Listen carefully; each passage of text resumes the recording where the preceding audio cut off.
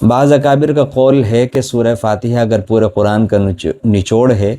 تو سورہ فاتحہ کا نچوڑ ایاک نعبد و ایاک نستعین ہے، اور ساری بات کا جس نے بھی یہ کہا ہے بالکل بے شک کہا ہے، کیونکہ قرآن کی تعلیم و ہدایت کا نچوڑ اس کے سوا کیا ہے کہ انسان اپنے خالق و مالک کی بندگی کرے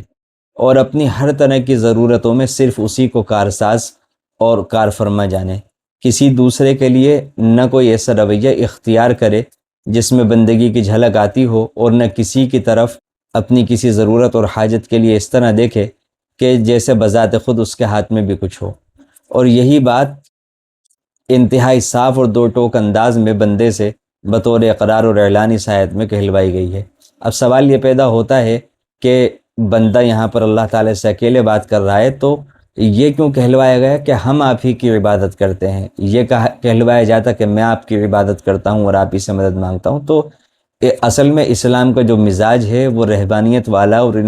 انفرادیت والا مزاج نہیں ہے، بلکہ اجتماعیت والا مزاج ہے۔ تو اسی کی طرف غالباً اشارہ کرنے کے لیے اور توجہ دلانے کے لیے اللہ تعالیٰ نے ایک کے بجائے، اکیلے کے بجائے جو جملہ استعمال ہوتا ہے، وہ جو سب کے لیے جملہ استعمال ہوتا ہے وہ جملہ استعمال فرمایا۔ اور اسلام کا یہ مزاج ہر چیز کے اندر نظر آتا ہے۔ نماز ہر انسان کے اوپر علیحدہ فرض ہے، لیکن اللہ تعالیٰ نے ایک جماعت کا نظام بنایا ہے، مسجد کا نظام بنایا ہے۔ اسی طرح روزے کے اندر اللہ رب العزت نے روزے کے سلسلے میں رمضان کا ایک مہینہ متعین فرمایا ہے تاکہ سب لوگ ایک وقت میں روزہ رکھیں، اور اجتماعیت بڑی برکت والی چیز ہے، اس کے بڑے فائدہ ہوتے ہیں۔ آپ نے تجربہ کیا ہوگا کہ اگر رمضان میں کسی عذر کی وجہ سے کوئی روزہ چھوٹ جاتا ہے تو اکیلے پھر وہ روزہ نہیں رکھا جاتا آسانی کے ساتھ، تو اسی طرح اجتماعیت کی برکت سے رمضان میں روزے رکھنے کی توفیق ہو جاتی ہے، اجتماعیت کی برکت سے جماعت کی توفیق ہو جاتی ہے۔ اور اللہ کے نبی صلی اللہ علیہ وسلم نے اس کی بہت سخت تاکید فرمائی ہے کہ اگر مسلمان کسی جگہ پر اجتماعی حیت کے ساتھ ہوں، اگرچہ وہ کتنے بھی غیر معیاری ہوں، لیکن اجتماعیت سے کٹنا، وہاں پر اگر کوئی کٹے گا تو اس کو اللہ کے نبی صلی اللہ علیہ وسلم نے غلط بتایا ہے اور اس سے منع فرمایا ہے۔ اور ایک آدمی کے ساتھ مل کر جماعت کر لے، یعنی صرف دو لوگوں کی بھی جماعت ہو، تو اس کو بہتر قرار دیا ہے اکیلے نماز پڑھنے سے۔ اس کے بعد اگلی جو آیتیں ہیں، اہدنا الصراط المستقیم صراط الذین انعمت علیہم غیر المغضوب علیہم ولا الضالین آمین۔ اب یہ وہ دعا بندے کے لب پر آ گئی جس کے لیے ساری تمہید تھی کہ ہمیں سیدھی راہ پر چلائیے۔ یہ کہنے والا ہے کون؟ امت مسلمہ کا ایک فرد ہے۔ بس اسلام لا کر صراط مستقیم کا صراط تو اس کے ہاتھ میں آ ہی چکا ہے، اب ضرورت اللہ کے فضل و کرم اور اس کی اعانت اور اس کی دستگیری کی ہے، اور وہ یہ ہے کہ اس راستے پر چلنے کی توفیق قائم رہے، اب قدم ہٹے نہیں، قدم ڈگمگائیں نہیں، عبادت اور تابعداری صرف اللہ ہی کی ہوتی رہے، اور حاجت پوری کرنے کے لیے صرف اللہ ہی کی طرف دیکھنے کی توفیق ملتی رہے،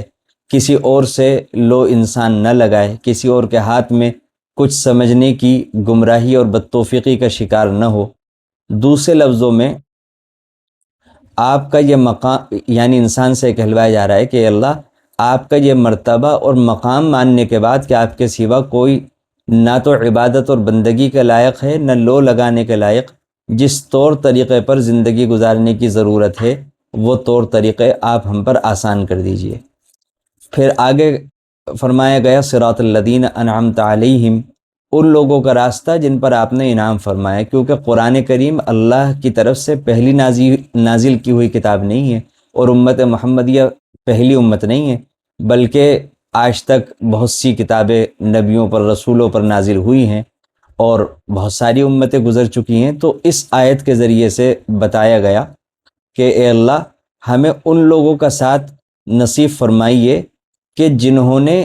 صحیح راستے پر چل کر اپنا سفر پورا کیا اور وہ آپ کے انعام اور اکرام کے بھی حقدار ہوئے۔ ایسے لوگوں کے راستے سے بچائیے گا کہ جو اپنی نفسانی خواہشات میں لگ گئے اور نفسانی خواہشات میں پڑنے کی وجہ سے وہ بلندی سے پستی کی طرف گر گئے۔ تو جب بندہ اس صورت کے ان آخری الفاظ پر پہنچتا ہے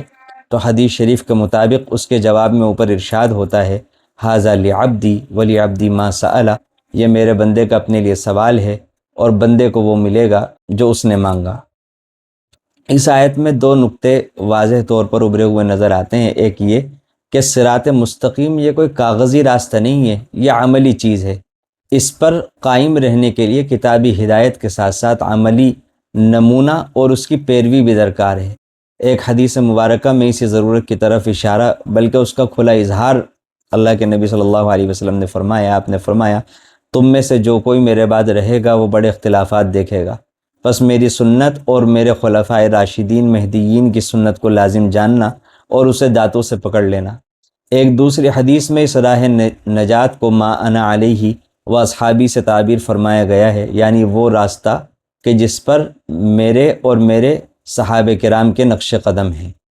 دوسرا نقطہ یہ ہے کہ اللہ کا دین صدا سے ایک ہی چلا آ رہا ہے۔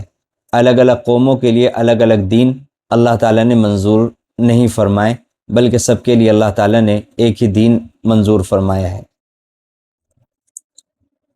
یہ بڑی جامع ترین صورت ہے، بڑی بابرکت صورت ہے، اور اس کے اندر اللہ تعالیٰ نے جو مضامین اور جو حقیقتیں بیان فرمائی ہیں ان حقیقتوں کو بار بار دہرائے جانے کی، بار بار سمجھنے کی، دل میں اتارنے کی کوشش کرنی چاہیے۔ اور جب بندہ ان حقیقتوں کو ذہن میں رکھتے ہوئے نماز کے اندر سورہ فاتحہ کو پڑھتا ہے